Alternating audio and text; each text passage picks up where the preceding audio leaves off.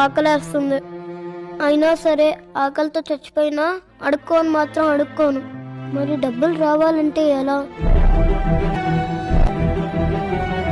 అన్నా,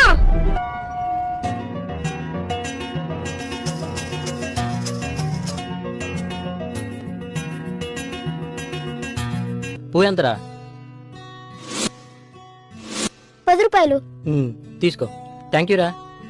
బాబు పువ్వు ఎంతమ్మా? 10 రూపాయలు. సరే, ఒకటి. అయ్యా ధర్మం చేయండి అయ్యా, ధర్మం చేయండి అయ్యా.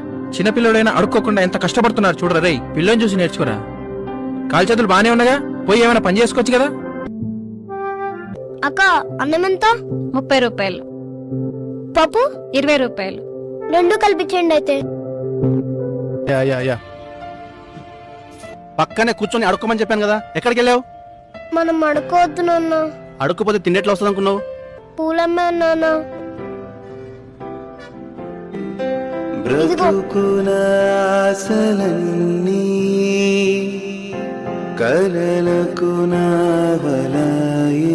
ఇక్కడ నుంచి మనం బిచ్చం అడుక్కోవద్దు నాన్న. అలాగే నాన్న. పువ్వులు అమ్ముకుందాం.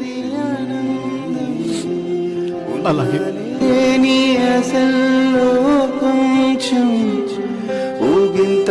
బాయ్ నాన్న. బాయ్ నాన్న. బాయ్ నాన్న, జాగ్రత్త.